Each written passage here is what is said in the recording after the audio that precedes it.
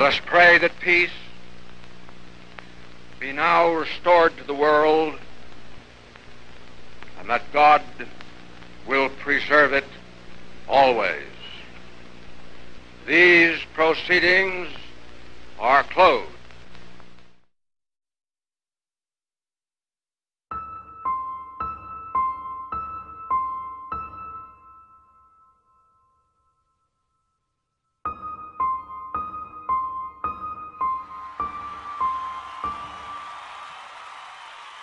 The final United Nations victory has been won.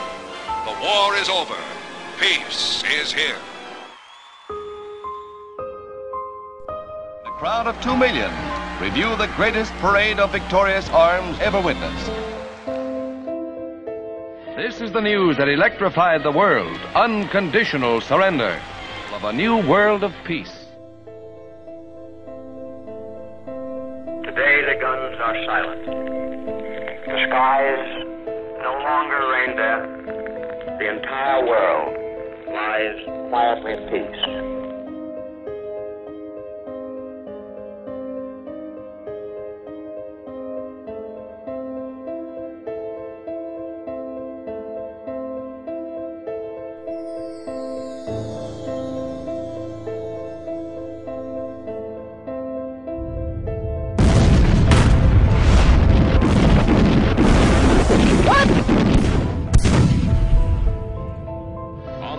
American infantrymen once again hit the road toward Korea's capital city of Seoul.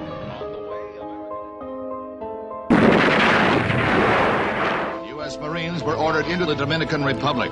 As a rebel, meanwhile, the U.S. Marines have also taken center stage in South Vietnam. This is what the war in Vietnam is all about. First wave of Marines landed at Grenada, encountering some 1,200 U.S. Marines would land at Grenada for several days. Civilians were terrified during last night's heavy bombing raid. Breaking story, President Bush's decision to neutralize Panama's General Manuel Noriega. Saddam Hussein's reign of terror is over. Of the war in Iraq. Since World War II, we have seen a dramatic escalation in United States military actions around the globe, ranging from missile strikes and rapid troop deployments to all-out wars and occupations. The reasons for these military interventions have varied, each involving complex geopolitical interests in different parts of the world at different times in U.S. history. But the public face of these wars has not reflected this complexity. Over the past 5 decades, deliberation and debate about U.S. military actions have largely been left to a closed circle of elite Washington policymakers, politicians and bureaucrats whose rationales for war have come into public view only with the release of leaked or declassified documents, often years after the bombs have been dropped and the troops have come home.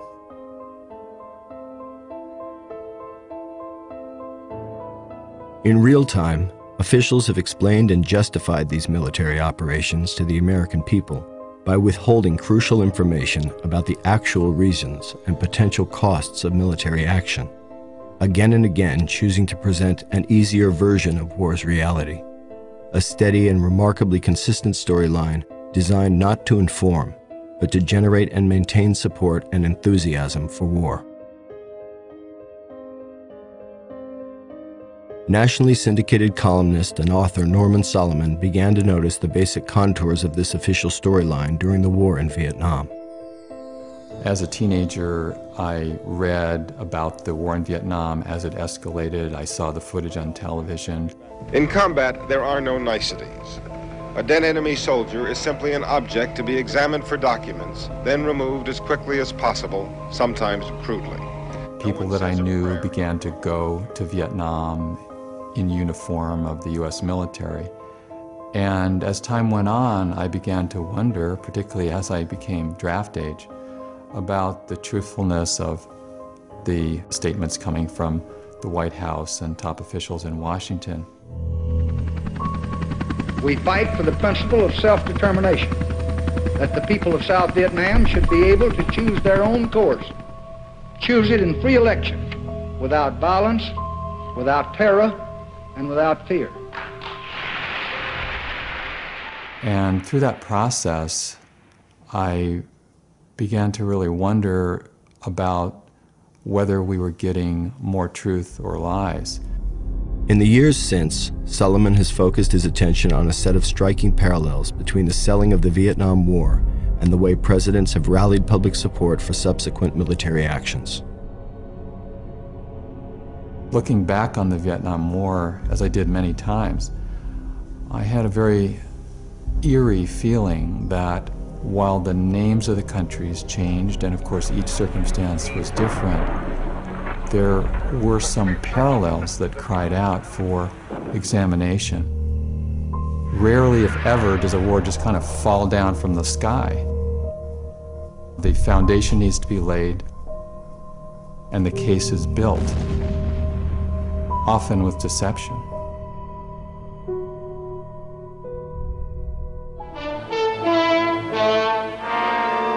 In the background was the growing struggle between two great powers to shape the post-war world.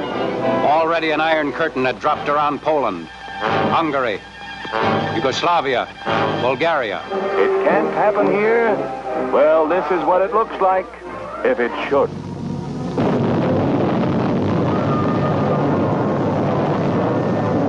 Chief of Police is hustled off to jail. Public utilities are seized by fifth columnist editor who operates under a free press. He goes to jail too. Fighters will account for some of the enemy, but some will get through to your home.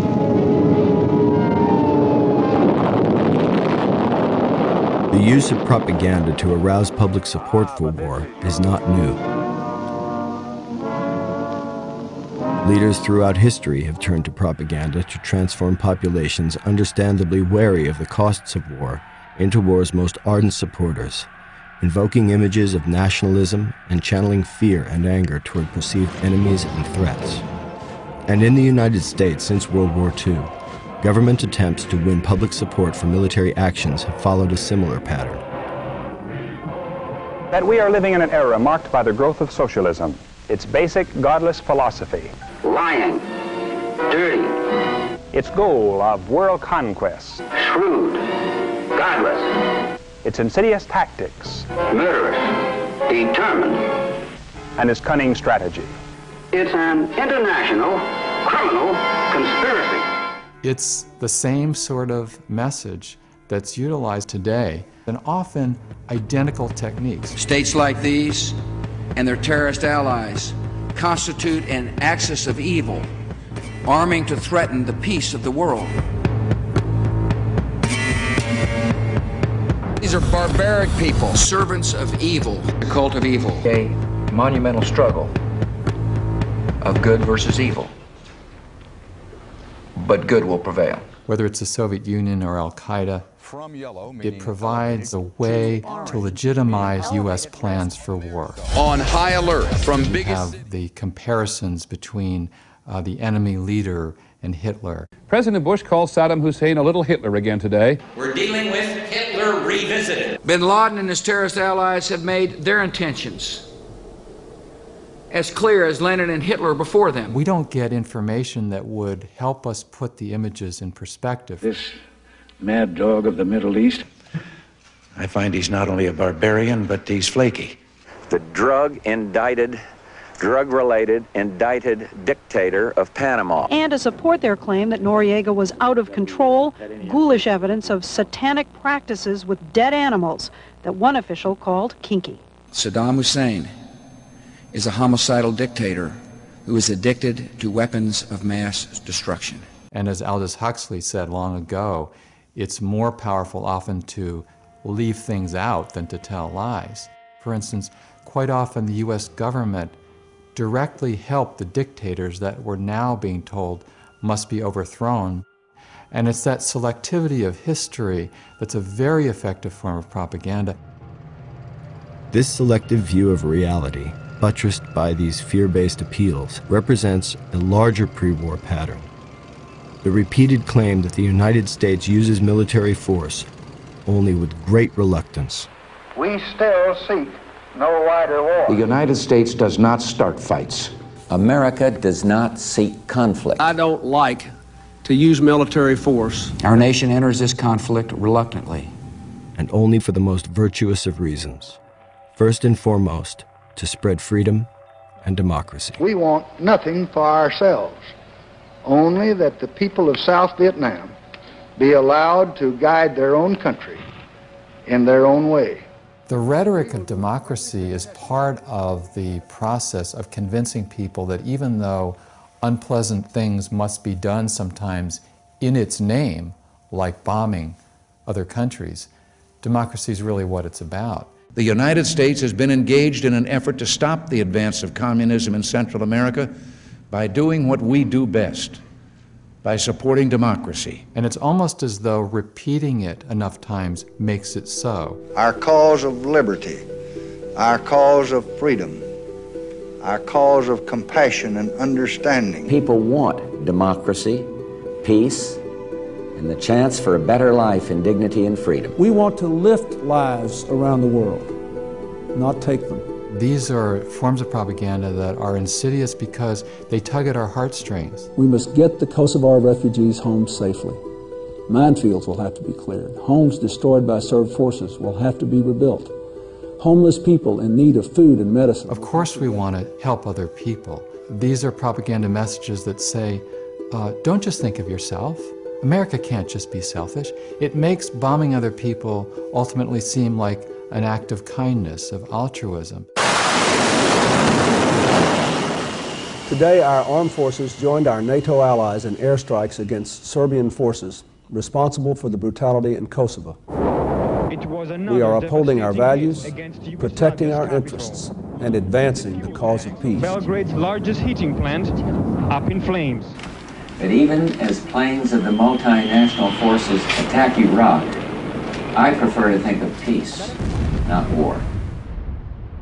If my motives are pure, then the fact that I'm killing people may not be too upsetting. As a matter of fact, it may indicate that I'm killing people for very good reasons. America will stand with the allies of freedom to support democratic movements in the Middle East and beyond, with the ultimate goal of ending tyranny in our world. And so you have kind of the high ground president with the lofty motives being proclaimed. We're told that peace is being sought, alternatives to war are being explored, and that's kind of, the official story. And I am continuing and I am increasing the search for every possible path to peace. Whether we're talking about President Johnson or President Nixon or the president today, you have one chief executive after another in the White House saying how much they love peace and hate war. We maintain our strength in order to deter and defend against aggression, to preserve freedom and peace. No one, friend or foe, should doubt our desire for peace. The United States wants peace. We seek peace. We strive for peace.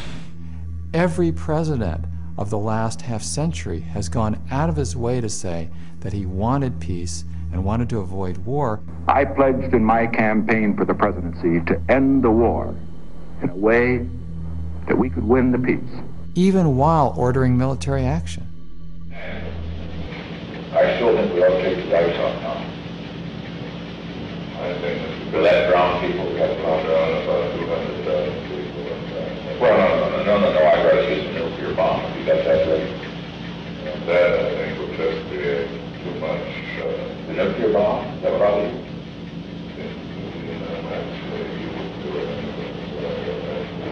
I just want you to think big, Henry, for Christ's sake. So you have this paradox in a way of the president who has just ordered massive military violence and lethal action by the Pentagon, turning around and saying, I want to oppose violence and promote peace. I respect your idealism. I share your concern for peace. I want peace as much as you do. Actually, war becomes perpetual when it's used as a rationale for peace.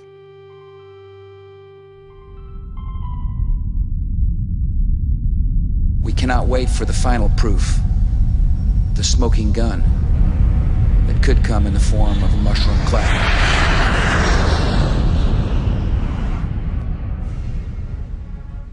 As Americans, we like to think that we're not subjected to propaganda from our own government. certainly that we're not subjected to propaganda that's trying to drag the country into war, as in the case of setting the stage for the invasion of Iraq. Saddam Hussein recently sought significant quantities of uranium from Africa. There is no doubt that Saddam Hussein now has weapons of mass destruction. Weapons of mass destruction. Botulinum, VX, sarin, nerve agent. Iraq and Al-Qaeda. Al-Qaeda. Iraq and Al-Qaeda. Terrorism. Cyber attacks. Nuclear program. Biological weapons. Cruise missiles, ballistic missiles. Chemical and biological weapons. Iraq has weapons of mass destruction. President Bush has said Iraq has weapons of mass destruction. Tony Blair has said Iraq has weapons of mass destruction. Donald Rumsfeld has said Iraq has weapons of mass destruction. Richard Butler has said they do. The United Nations has said they do. The experts have said they do. Iraq says they don't. You can choose who you want to believe. The war propaganda function in the United States is finely tuned, it's sophisticated, and most of all, it blends into the media terrain. The White House says it can prove that Saddam Hussein does have weapons of mass destruction, claiming it has solid evidence. The White House insisted again today it does have solid evidence that Saddam Hussein is hiding an arsenal of prohibited weapons. It's necessary to provide a drumbeat media echo effect. They might fight dirty, using weapons of mass destruction, chemical, biological, or radioactive. There are ties between Saddam Hussein and Al-Qaeda. Anthrax, smallpox, dirty bomb, Dirty bomb. Iraq Al-Qaeda connections. Saddam Hussein and Al-Qaeda share the same goal. They want to see, both of them want to see Americans dead. And I was very struck by the acceptance, the tone of most of the media coverage as the sabers were rattled, as the invasion of Iraq gradually went from possible to probable to almost certain. President essentially giving Saddam 48 hours to get out of Dodge. War now seems all but inevitable. Short of a bullet to the back of his head or he leaves the country, war is inexorable. Well, I think that's exactly right. War is inevitable, and it is approaching inexorably. Is war with Iraq inevitable right now? I think it's 95% inevitable. You, at this point, right now, tonight, don't see any other option but war. Do you? I'm asking you, Ambassador. I agree. I don't think there's a viable option for the administration at this point. We're way too far out front in this. Send us over there, guys. Let's get on with it. Let's get it over with. Showdown Iraq. If America goes to war, turn to MSNBC and the experts. And in many ways, the U.S. news media were equal partners with the officials in Washington and on Capitol Hill in setting the agenda for war. We'll take you there. MSN. And although it's called the liberal media, one has a great deal of difficulty finding an example of major media outlets in their reporting challenging the way in which the agenda setting for war is well underway. And when that reporting is so much a hostage of official sources, that's when you have a problem. U.S. officials tell CNN. Bush official says that analysts say. Pentagon officials tell us. According to U.S. intelligence, often we're encouraged to believe that officials are the ones who make news. U.S. officials say. U.S. officials say that. U.S. officials here say. These officials here at the White House tell us. They are the ones who should be consulted to understand the situation. I just pull these two things out. I've laundered them so you can't really tell what I'm talking about because I don't want the Iraqis to know what I'm talking about. But trust me, trust me. If history's any guide, the opposite is the case. The officials blow smoke and cloud reality rather than clarify. We will, in fact, be greeted as liberators. The notion that it will take several 100,000 U.S. troops to provide stability in post-Saddam Iraq are wildly off the mark. So the money's going to come from Iraqi oil revenue, as everyone has said. They think it's going to be something like $2 billion this year. They think it might be something like 15, 12 next year. A country that can really finance its own reconstruction and relatively soon. National Security Advisors Ken Edelman and Richard Pearl, early advocates of the war, said the war would be a cakewalk. The sources that have deceived us so constantly don't deserve our trust. And to the extent that we give them our trust, we set ourselves up to be scammed again and again. There are reports that there is no evidence of a direct link between Baghdad and some of these terrorist organizations. There are known knowns. There are things we know we know. We also know there are known unknowns. That is to say, we know there are some things we do not know. But there are also unknown unknowns. The ones we don't know, we don't know. Excuse me, but is this an unknown unknown? I'm not. Several unknowns, and I'm just wondering if this is an unknown I'm not going to unknown. say which it is. Mr. Secretary, I'm right here. I'm right here. In the run-up to the war in Iraq, the failure of mainstream news organizations to raise legitimate questions about the government's rush to war was compounded by the network's deliberate decision to stress military perspectives before any fighting had even begun. We've got generals, and if you ask them about the prospects for war with Iraq, they think it is almost certain. CNN's use of retired generals as supposedly independent experts reinforced a decidedly military mindset, even as serious questions remained about the wisdom and necessity of going to war. Often journalists blame the government for the failure of the journalists themselves to do independent reporting. But nobody forced the major networks like CNN to do so much commentary from retired generals and admirals and all the rest of it. You had a top CNN official named Eason Jordan going on the air of his network and boasting that he had visited the Pentagon with a list of possible military commentators. And he asked officials at the Defense Department whether that was a good list of people to hire. Well, I think it's important to have experts explain the war and to describe the military hardware, describe the tactics, talk about the strategy behind the conflict.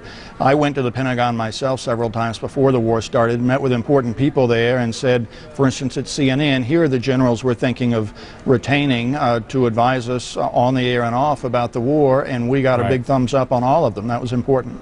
It wasn't even something to hide ultimately. It was something to say to the American people on his own network, see, we're team players.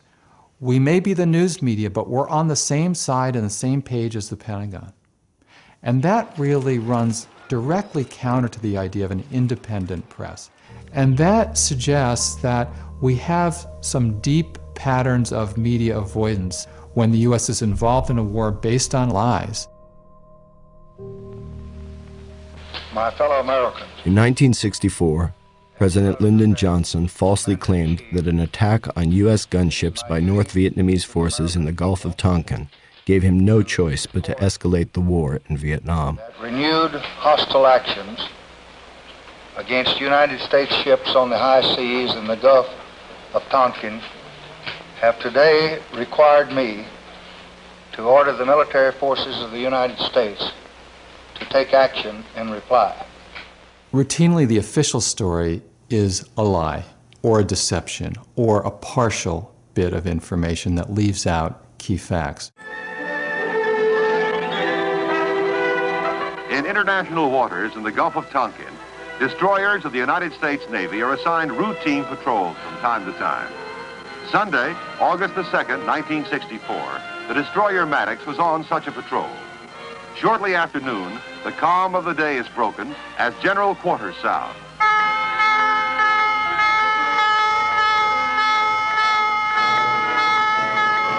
In a deliberate and unprovoked action, 3 North Vietnam PT boats unleash a torpedo attack against the Maddox. The official story about the Gulf of Tonkin was a lie.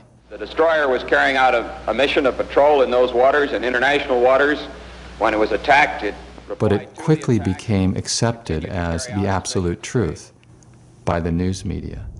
And because of the press's refusal to challenge that story, it was much easier for Congress to quickly pass the Gulf of Tonkin resolution, which was pivotal because it opened the floodgates to the Vietnam War.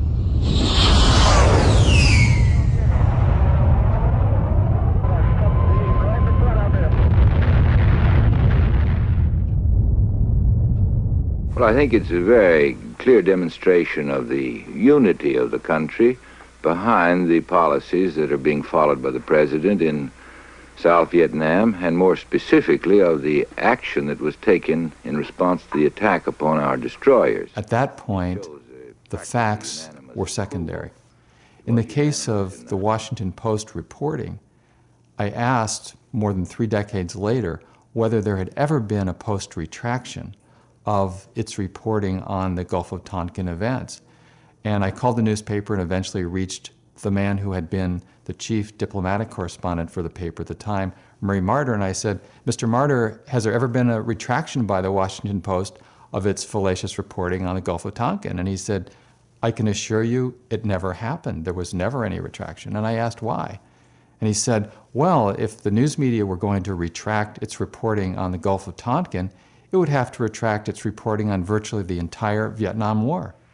Fast forward a few decades, you have President George W. Bush saying that to an absolute certainty there were weapons of mass destruction in Iraq, and that intelligence sources told him that clearly, which was not at all the case. Secretary of State Powell will present information and intelligence about Iraq's illegal weapons programs, its attempts to hide those weapons from inspectors, and its links to terrorist groups.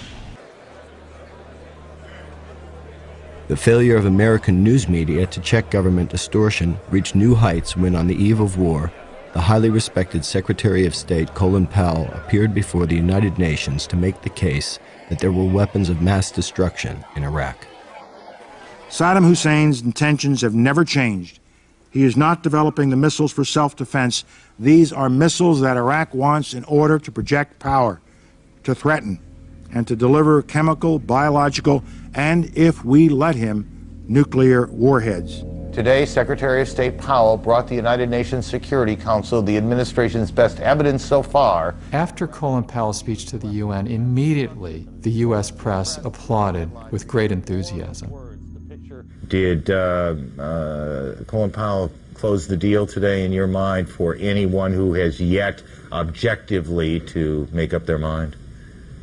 I think for anybody who analyzes the situation, he has closed the deal. This irrefutable, undeniable, incontrovertible evidence today, Colin Powell brilliantly delivered that smoking gun today. Colin Powell's outstanding today. I mean, it was lockstep. It was so compelling. I don't see how anybody at this point cannot support this effort. He made a wonderful presentation. I thought he made a great case for the purpose of disarmament. It was devastating. I mean, and overwhelming abundance of the evidence. Point after point after point. He just flooded the terrain with data. It's the end of the argument phase. America has made its case. The Powell speech has moved the ball.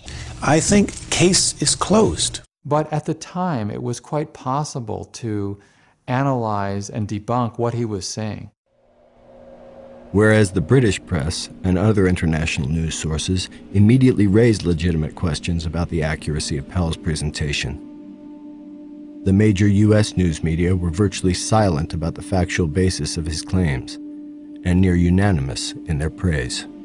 Even the purportedly anti-war New York Times editorialized the next day that Colin Powell had made a sober case, a factual case. One of the great myths and part of the war propaganda cycle is way after the fact to claim that it couldn't have been known at the time that U.S. officials were lying us into war. And in point of fact, it was known at the time and said by many people who were not allowed on the networks by and large. One such critical voice belonged to MSNBC's Phil Donahue, one of the few mainstream media commentators who consistently challenged the official storyline coming out of Washington.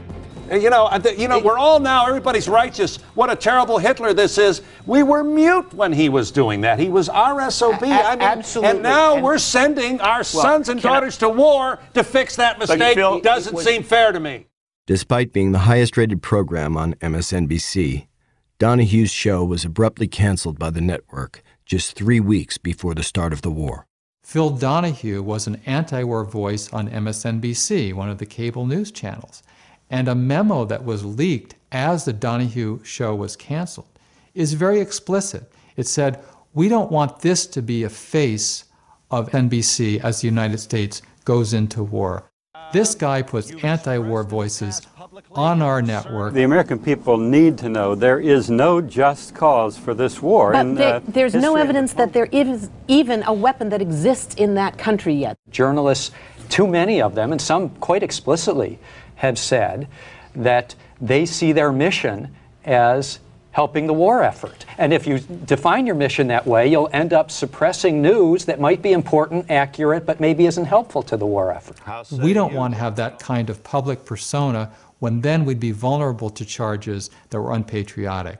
It'll make it more difficult to keep pace with the flag wavers at Fox or CNN or whatever. And more broadly, news media are very worried, not only government pressure, but advertiser pressure, criticism from readers, listeners, and viewers. Gee, our soldiers are in the field, you've got to support them, don't raise these tough questions. It seems to me that the right thing to do for patriots when American lives are at risk and Americans are dying is to unite behind the troops until victory is won. Now, on this show, Buchanan and Press, we've had a good debate for 8 months on this conflict, but now it seems when the war comes, the debate ends. I think unity, Bill, is essential at this time, or at least when the guns begin to fire. It's a very effective tactic, at least in the short run, to a large extent, to say, look, you've got to support the troops. You're killing the troops! And that's an effort to conflate supporting the troops with supporting the president's policies. Once the war against Saddam begins, we expect every American to support our military, and if they can't do that, to shut up. In addition to Phil Donahue, many other journalists have been silenced for crossing the mythical line known as objectivity. Today, NBC News fired journalist Peter Arnett this morning for participating in an interview on Iraqi state-controlled television. Arnett criticized American war planning and said his reports about civilian casualties in the Iraqi resistance were encouraging to anti-war protesters in America. If you're pro-war, you're objective, but if you're anti-war, you're biased. And often a news anchor will get no flack at all for making statements that are supportive of a war and wouldn't dream of making a statement that's against a war. I must say I was trying to think of something that would be appropriate to say on an occasion like this, and as is often the case, the best you can come up with is something that Shakespeare wrote for Henry V, wreak havoc and unleash the dogs of war. And that is a tip-off to just how skewed the media terrain is. We should keep in mind that CNN, which many believe to be a liberal network, had a memo from their top news executive, Walter Isaacson, in the fall of 2001, as the missiles were falling in Afghanistan, telling the anchors and the reporters, you need to remind people, anytime you show images on the screen of the people who were dying in Afghanistan, you've got to remind the American viewers that it's in the context of what happened on 9/11, as though people could forget 9/11. Where we talked to several people who told us that various friends and relatives had died in the bombing there, in that collateral damage. Nick Robertson, CNN, Kandahar, Afghanistan. And we would just remind you, as we always do now with these reports from inside the Taliban-controlled Afghanistan, that you're seeing only one side of the story, that these U.S. military actions that Nick Robertson was talking about are in response to a terrorist attack that killed 5,000 and more innocent people inside the United States. Kandahar, and we juxtapose what we're hearing from the Taliban with a live picture of the cleanup that continues in Lower Manhattan. Ground Zero, again, a 24-hour operation that has not ebbed. 5,000 killed that day, back on Tuesday, September 11th, their biggest crime, as civilians going to work that day. And yet, we know statistically, the best estimates tell us, that more civilians were killed by that bombing in Afghanistan than those who died in the Twin Towers in New York.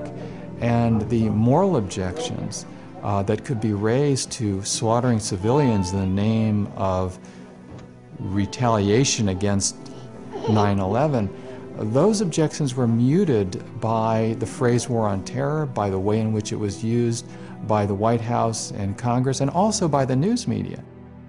Free flows of information have been further blocked by a more general atmosphere of contempt for anti-war voices. Among them are a group called Code Pink, which is headed by Medea Benjamin, who's a terrorist sympathizer, dictator-worshipping propagandist. The far-left element in America is a destructive force that must be confronted. Some Americans, sadly, not interested in victory, and yet they want us to believe that their behavior is patriotic. Well, it's not. To call the president stupid, he doesn't know much about anything, that's just great. Go with Danny Glover and Susan Sarandon. You fit in perfect. To in any way be defending a torturer, a killer, a dictator who used chemical weapons against his own people, is pretty remarkable, but it's a very long tradition in the Democratic Party. Pay no heed to the peaceniks and the left-wing rock stars. They've had their 15 minutes of fame. These people are essentially useless. They are reflexively opposed to war. It's a principled position, but it's the wrong position, and you can't take them seriously as a strategic voice. Millions and billions of useless people out there. If you want to have democracy, you've got to have the free flow of information through the body politic. You can't have these blockages. You can't have the manipulation. While mainstream journalists have rarely called attention in real time to the failure of news media to provide necessary information and real debate, they have repeatedly pointed to their own failures well after wars have been launched. During the course of this war, there was a lot of snap to in press coverage. We're at war, the world's changed, we have to root for the country to some extent.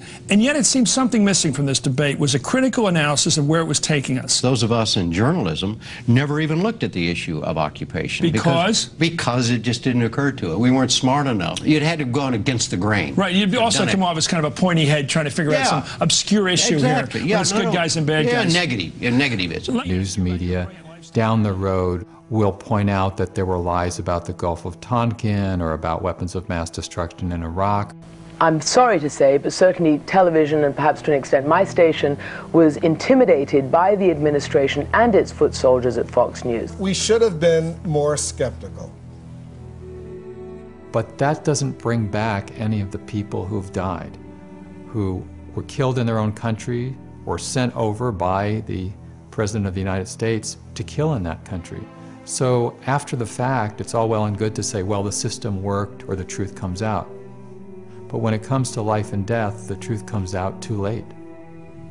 My fellow citizens, at this hour, American and coalition forces are in the early stages of military operations to disarm Iraq, to free its people, and to defend the world from grave danger. The idea deletes the capital of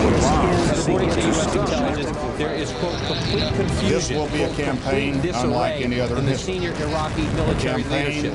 Bang, bang, bang, bang, bang, all in the same. Once public support is in place and war is finally underway, the news media necessarily turn from covering the rationales for war to covering war itself. When the president decides he wants the U.S. to go to war, then the war becomes the product.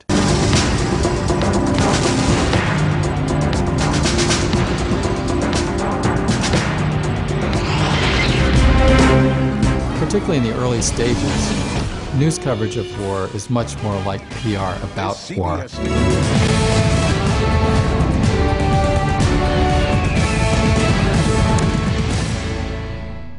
Influencing the nature of this war coverage has been a priority of one administration after another since Vietnam, when conventional wisdom held that it was negative media coverage that turned the American people against the war and forced U.S. withdrawal. Since that time, and beginning with new urgency during the 1991 Gulf War, the Pentagon has worked with increasing sophistication to shape media coverage of war. As then Defense Secretary Dick Cheney noted about the importance of public perceptions during the first Iraq War, frankly, I looked on it as a problem to be managed. The information function was extraordinarily important. I did not have a lot of confidence that I could leave it to the press. So for the invasion of Grenada and invasion of Panama in '83 and '89, then the Gulf War in early 1991, it was like a produced TV show, and the main producers were at the Pentagon. They decided, in the case of the Gulf War, exactly what footage would be made available to the TV stations. They did nonstop briefings utilizing the increasing importance of cable television. They named it Operation Desert Storm. Breaking news of what's now officially called Operation Desert Storm. Good evening.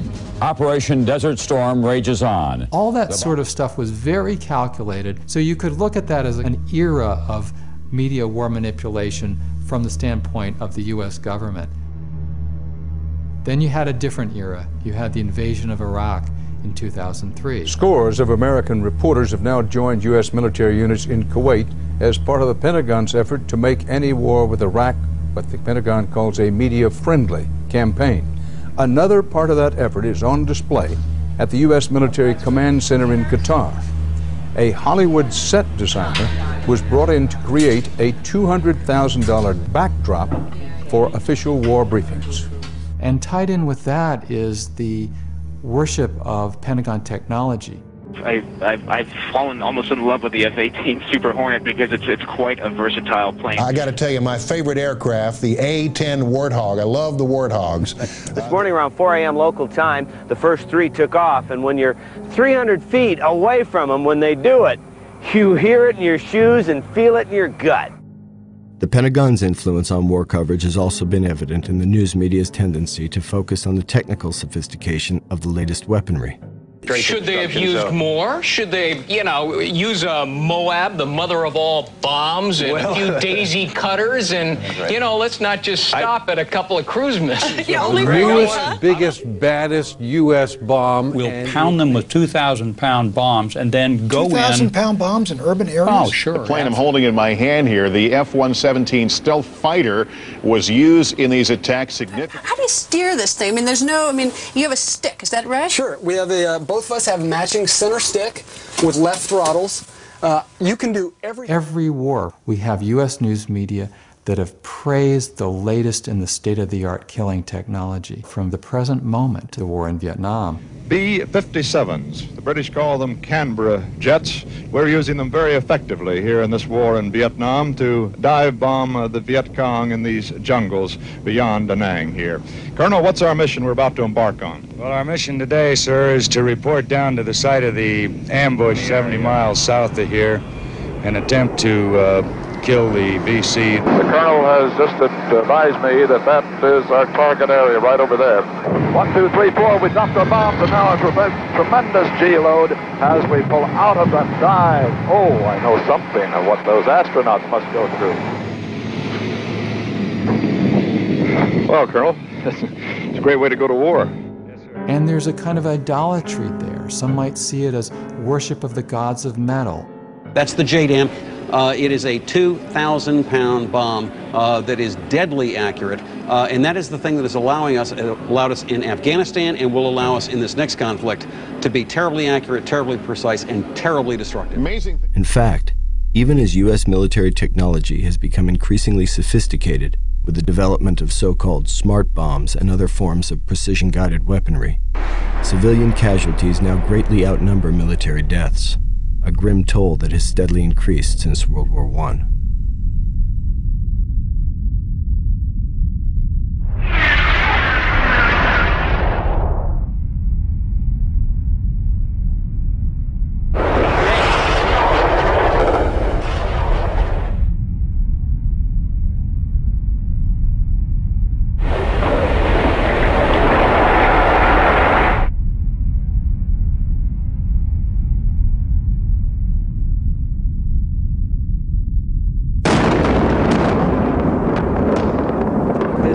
The beginning of the shock and awe campaign. According to one official, this is going to be the entire 9 yards.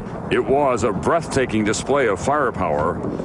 There's kind of an acculturated callousness towards what happens at the other end of U.S. weapons. Behind the flight deck, the weapons officer, who goes by the call sign Oasis, will never see the ground or the target for that matter. The airfield is simply a fuzzy image on his radar. And this is another very insidious aspect of war propaganda.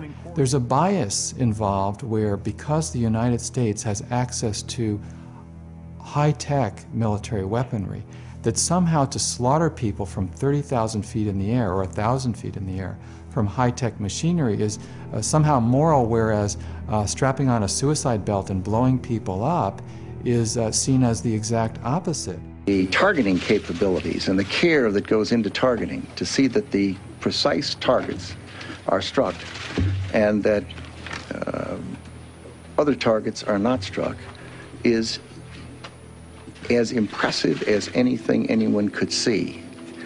The care that goes into it, the humanity that goes into it, to see that military targets are destroyed, to be sure, but that it's done in a way and in a manner and in a direction and with a weapon that is appropriate to that very particularized target. The weapons that are being used today have a degree of precision that no one ever dreamt of. Within this war-friendly news frame, the Defense Department has also been successful in shaping actual war reporting. Its influence reached new levels with the embedding of journalists during the war in Iraq. The Pentagon tightly controlled the media during the 1991 Persian Gulf War, limiting where reporters could go and often restricting access to small groups of pool reporters. This time, the Pentagon is doing an about-face. After running more than 230 journalists through media boot camps, the Pentagon is inviting more than 500 media representatives to accompany U.S. combat units to war. Despite being widely praised as a new form of realism in war coverage, the strategy of embedding reporters has raised new questions about the ability of war reporters to convey balanced information to the American people. U.S. Army 7th Cavalry. Rather than being kept far away, they were embraced and smothered and participated in the process of being smothered. They were brought along, hundreds and hundreds of them, with the Marines, with the Navy, with the Army. They became, in a sense, part of the invading apparatus. You didn't have embedded reporters with people who were being bombed. You only had embedded reporters with the bombers. Last night, a tremendous light show here, just a tremendous light show as we were watching. And it was through the eyes of the invaders that so much of the reporting was done.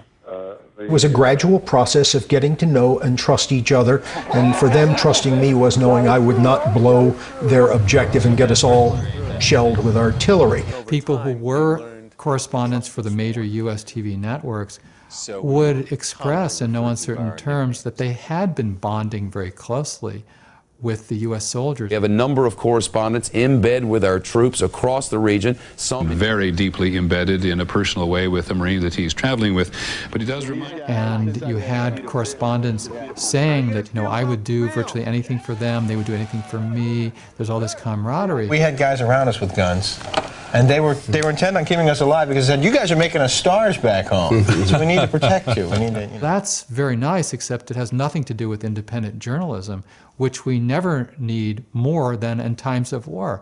It was a very shrewd effort by the Pentagon to say, you want access? Here's plenty of access. I doubt that in a conflict of this type there's ever been the degree of free press coverage as you are witnessing in this instance. And the embedding process was actually a new wrinkle in an old game, which was and is propaganda for war.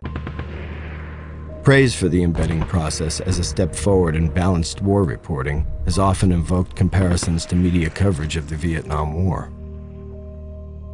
A myth has kind of grown up after the Vietnam War that the reporting was very tough, that Americans saw on their television sets the brutality of the war as it unfolded.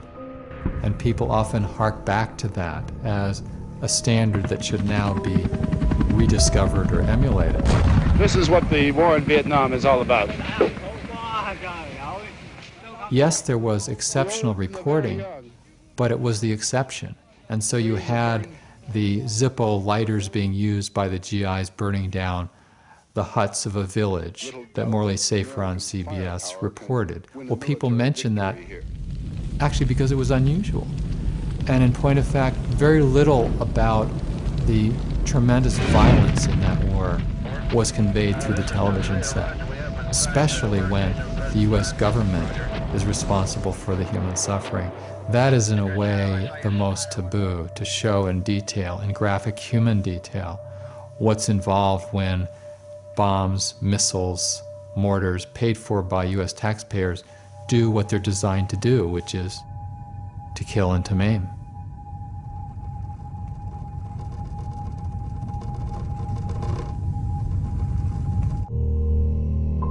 That this is a great concern. I think it's part of the Vietnam syndrome. The Vietnam syndrome that President Reagan mentioned was a reference to America's attempt to forget its most unpopular war. This will not be another Vietnam. Our troops will have the best possible support in the entire world, and they will not be asked to fight with one hand tied behind their back.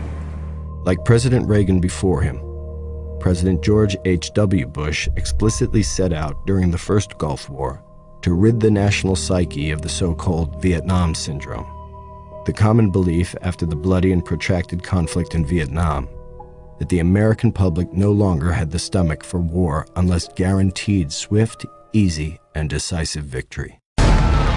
Precision weapons and the strategic use of air power helped make the Gulf War an enormous operational victory for the Pentagon, helping it move past the legacy of Vietnam. Well, it's a proud day for America, and by God, we've kicked Vietnam syndrome once and for all. Thank you very, very much. The idea is that supposedly the public is not willing to back strong military action because people have become too skittish about U.S. casualties. In fact, if you look at the actual course of public opinion, there's been a real willingness to support wars, without exception, at the beginning. Public support for the Second World War never fell below 77%, according to opinion polls. But during the Vietnam War, public support fell to about 30%, and within a couple of years of the U.S. occupation of Iraq, public support was down to almost 30% among the U.S. population. So what's the difference? In one case, World War II, the U.S. public never felt that the war was fundamentally based on deception. But if it emerges that the war can't be won quickly, and that the war was based on deceptions, then people have turned against the war. So first, the public has to be sold on the need to attack. Then, after the war is underway, withdrawal needs to be put forward as an unacceptable option. Withdrawal of all American forces from Vietnam would be a disaster not... Let no one think for a moment that retreat from Vietnam would bring an end to conflict. If we're not leaving so long as I'm the president, that would be a huge mistake. Our allies would lose confidence in America. To yield to force in Vietnam would weaken that confidence. Any sign that says we're going to leave before the job is done simply emboldens terrorists. A retreat from the United States from Vietnam would be a communist victory, a victory of massive proportions, and would lead to World War III. If this little nation goes down the drain and can't maintain her independence, ask yourself what's going to happen to all the other little nations. It would not bring peace. It would bring more war.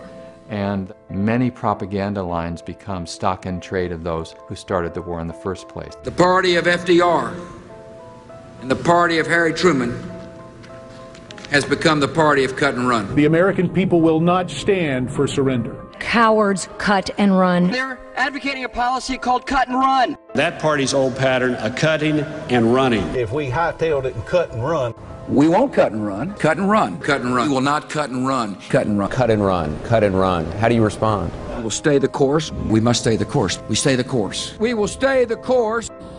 And we're not going to cut and run if I'm in the Oval Office. All a president has to do is start a war, and these arguments kick in that you can't stop it. So it's a real incentive for a president to lie, to deceive, to manipulate sufficiently to get the war started. And then they've got a long way to go without any sort of substantive challenge that says, hey, this war has to end.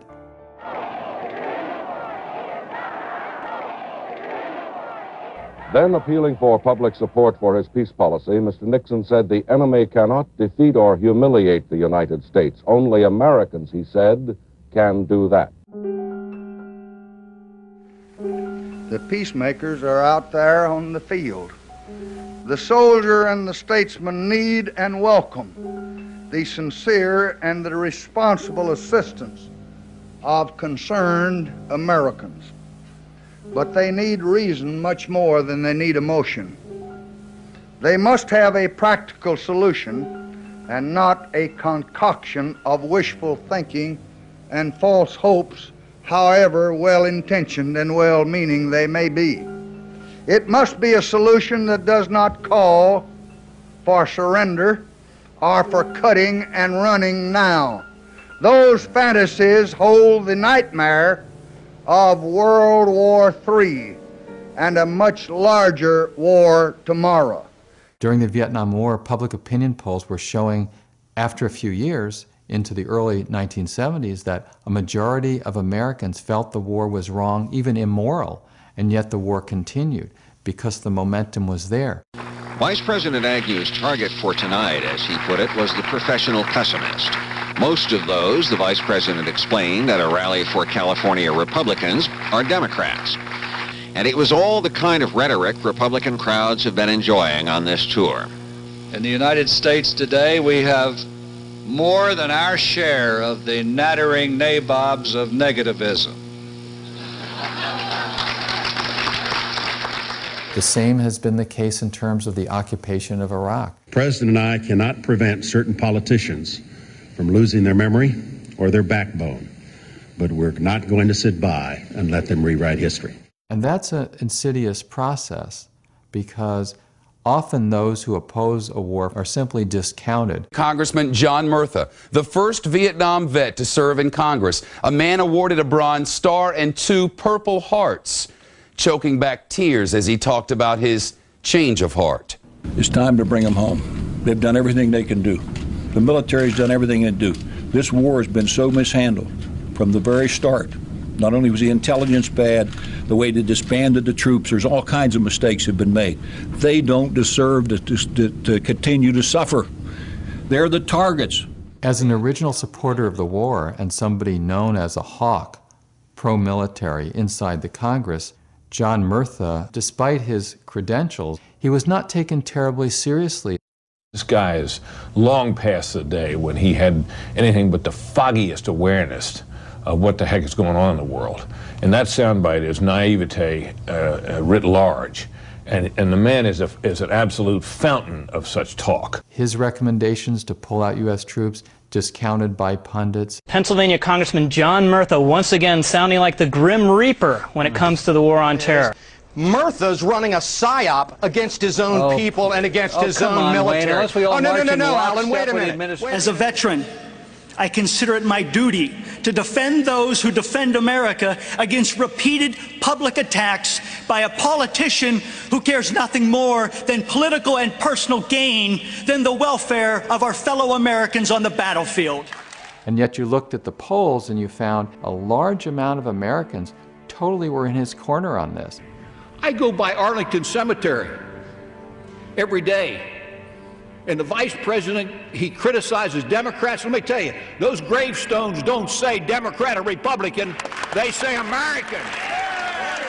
And almost any analysis of public opinion data laid side by side with what news media are or are not advocating in terms of editorials will show that the media establishment is way behind the grassroots. In February of 1968, the Boston Globe did a survey of 39 different major U.S. daily newspapers. The Globe could not find a single paper that had editorialized for withdrawal of U.S. troops from Vietnam.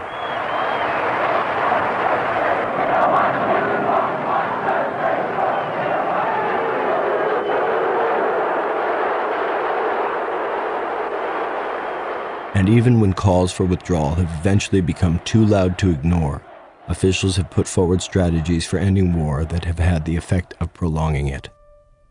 In some cases, as with the Nixon administration's strategy of Vietnamization, actually escalating war in the name of ending it. In the previous administration, we Americanized the war in Vietnam.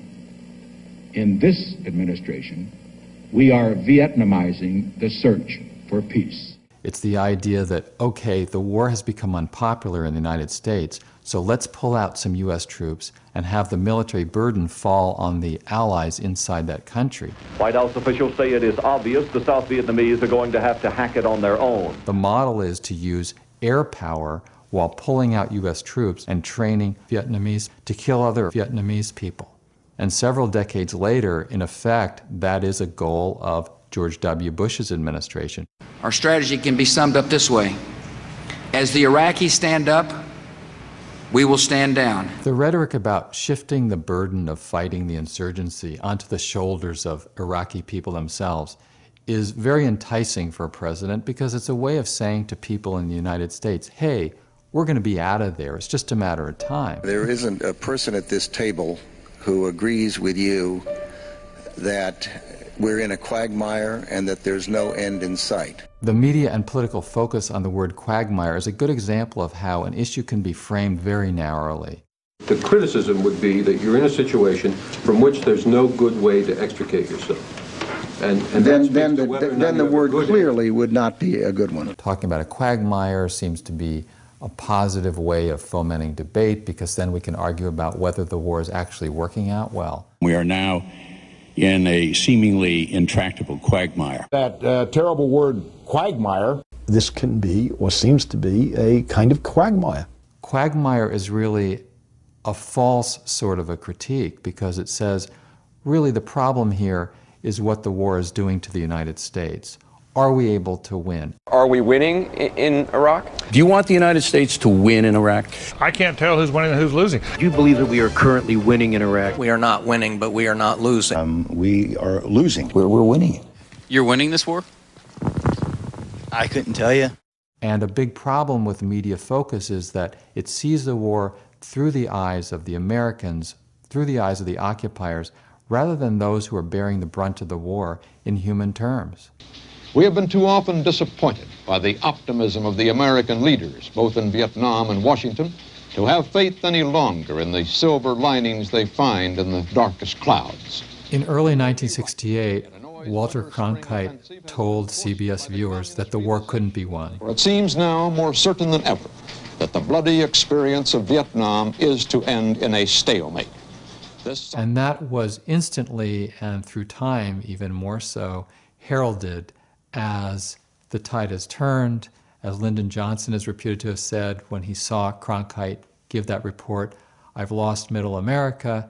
And it was presented as not only a turning point quite often, but also a sort of a moral statement by the journalistic establishment.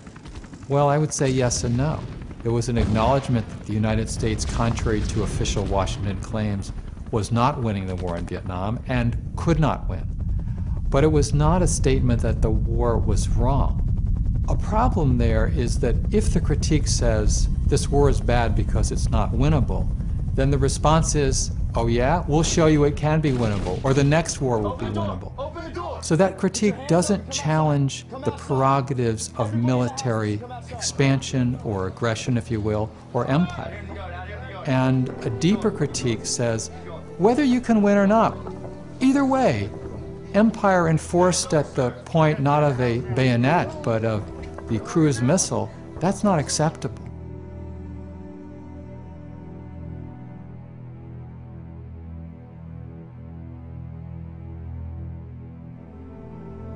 Over the last 5 decades, we have witnessed a wave of U.S. military interventions, a series of bombings, invasions, and long-term occupations. Undertaken, we have been told by one president after another, with the most noble of intentions, and paid for with the lives of young Americans and countless others around the world. What has occurred with one war after another is still with us. These dynamics are in play in terms of the U.S. occupation of Iraq, looking at other countries such as Iran, and the future will be replicated to the extent that we fail to understand what has been done with these wars in the past.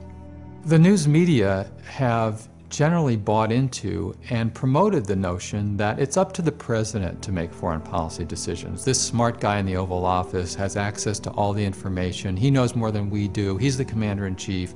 The American people have no major role to play, and nor should they, because after all, they don't have the knowledge or capability to be responsive to the real situation. That was certainly true during the Vietnam War, as it was to be later, time after time. There were people in Congress who raised these issues, and they simply were marginalized by the news media, even though in retrospect, maybe especially because in retrospect, they had it right, and the conventional wisdom and the president were wrong. However difficult this vote may be, some of us must urge the use of restraint.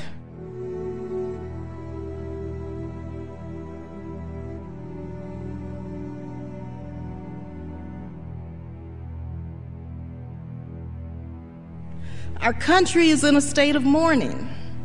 Some of us must say, let's step back for a moment. Let's just pause just for a minute.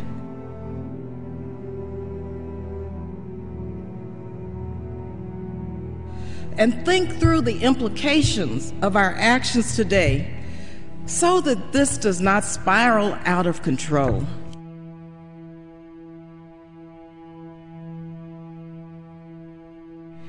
as we act, let us not become the evil that we deplore. Thank you, and I yield the balance of my time. Gentlewoman's time has expired. And this is a very common motif of history in the last several decades, where people who at the time were portrayed as loners, as mavericks, as outside of the mainstream of wisdom, turned out to understand the historical moment. We got to back our president. Since when? Do we have to back our president, or should we, when the president is proposing an unconstitutional act?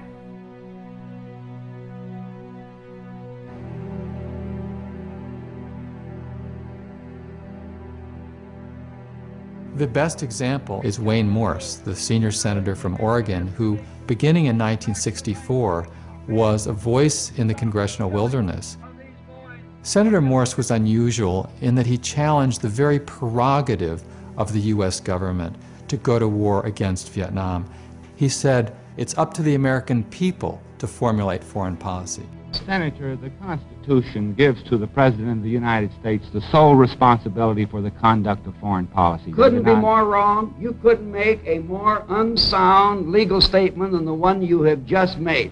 This is the promulgation of an old fallacy that foreign policy belongs to the President of the United States. To whom does it belong then, Senator? Belongs to the American people, right, and our constitutional fathers made it very clear. Where does the President fit into this in the responsibility scale? What I'm saying is, under our Constitution, all the President is the administrator of the people's foreign policy. Those are his prerogatives. And I'm pleading that the American people be given the facts about foreign Senator, policy. That the American people cannot formulate and execute foreign policy. Why, you're a man of little faith in democracy if you make that kind of announcement. I have complete faith in the ability of the American people to follow the facts if you'll give them. It isn't and my charge against faith, my Senator. government is we're not giving the American people the facts. And that's the kind of faith in democracy that's not in fashion among the Washington press corps or the power elite in the nation's capital. But it's a good reading of the Constitution, and it's a good definition of democracy. Independent journalist I.F. Stone said that all governments lie, and nothing they say should be believed. Now, Stone wasn't conflating all governments, and he wasn't saying that governments lie all the time, but he was saying that we should never trust that something said by a government is automatically true. Especially our own, because we have a responsibility to go beneath the surface, because the human costs of war, the consequences of militaristic policies, what Dr. King called the madness of militarism, they can't stand the light of day if most people understand the deceptions that lead to the slaughter and the human consequences of the carnage. If we get that into clear focus, we can change the course of events of this country, but it's not going to be easy, and it will require dedication to searching for truth.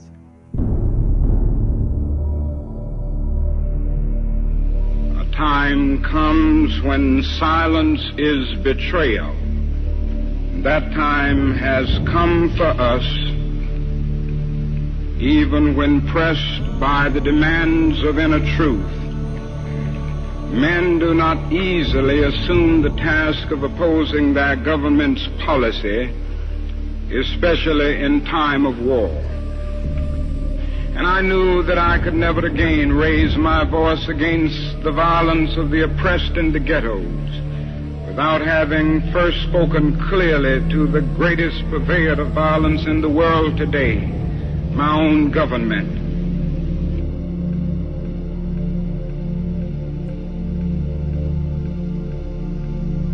What do they think as we test out our latest weapons on them? Just as the Germans tested out new medicine and new tortures in the concentration camps of Europe. Now that is little left to build on save bitterness. We are met by deep but understandable mistrust. To speak for them is to explain this lack of confidence in Western words, and especially their distrust of American intentions now. The world now demands a maturity of America that we may not be able to achieve. This way of settling differences is not just. A nation that continues year after year to spend more money on military defense than on programs of social uplift is approaching spiritual death. Somehow this madness must cease. We must stop now. I speak as one who loves America. To the leaders of our own nation, the great initiative in this war is ours. The initiative to stop it must be ours.